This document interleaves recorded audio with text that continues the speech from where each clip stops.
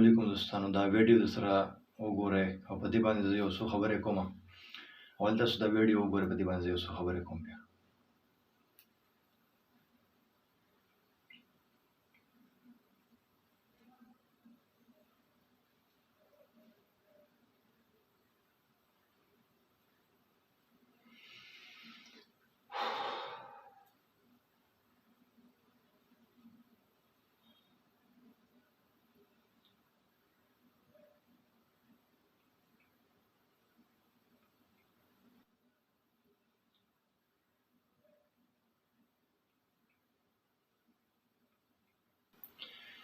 دوستانو ویډیو به تاسو کتلي، ویډیو خو د کتو نه خو موږ له په دې کې یو میسج دا دی چې ما چې څنګه ولیدل زما خو ما ته خو سم زړه راته خراب شو، سم د غوندې راباندې زیګ زیګ شو. هسې تاسو دې ماشوم ته سوچ وکړئ د دغه تقریبا عمر به څومره وي، زیات نه زیات دغه 13-14 سال عمر به وي او زه موټر سایکل چلوه. هغه کس وایي چې دی زموږ نه اوس په دې دغه موړ کې رامخکې شو.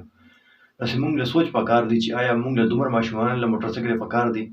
پرون زه په خپل کلي کې دلته بشخاري کې روان وم، ورسره تقریبا هغه ماشوم عمر تقریبا 10 کاله و، 10-12 سال عمر و، لاندې خپې هم نه شو رسېدی صحیح.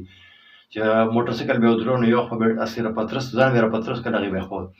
نو هغه زما نه لږ غونته مخکې و چې هغه ته څنګه پېټرول پمپ ته یو ګاډی ور مخکې کېده نو باندې بد راغی، موټر سایکل برېک یې واخیست. نو شاتنی ماشوم دا شاتني ډېر ورپسې هسې برغ رابرغ شو او شاتني ماشوم ما یې بس وغورځېده. نو زه ورپسې راتېز شوم، ما ورته ویې لکه موټر سایکل یې پکې لاره چلوه. نو آیا دا زموږ غلطي ده یا زموږ د مور پلار غلطي ده یا زموږ د معاشرې غلطي ده؟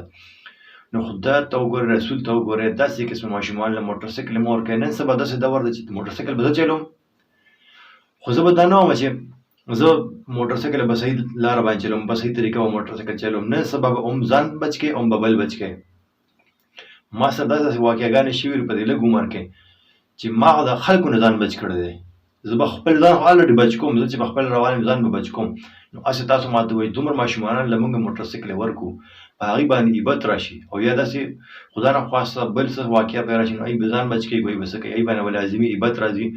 نو زما میسج دی په دې ویډیو کې چې خدای ته وګورئ، رسول ته وګورئ چې ماشومانان له موټر سایکل مه ورکوئ، مه ورکوئ. خدای ته وګورئ، رسول ته وګورئ، دې انجام ته وګورئ. لکه اوس مثال په طور زما خو خبره چې دل خون کې انځور وری او دې ماشومان ته وګورئ لکه دا اوس چې مور او پلار دا وویني هغوی به کم حال وي. لکه زما خو په دې کې نور هېڅ خو تاسو دپاره میسج کول او میسج دی دا ویډیو تاسو شیر کړئ چې دا مور پلار ته ورسېږي، وروڼو خویندو ته ورسېږي چې هغوی ماشومانان له داسې قسمه ماشومانان له موټر سایکل نه ورکوي. نو خدای ته وګورئ، رسول ته وګورئ. زما خو دغه میسج دی په دې ویډیو کې.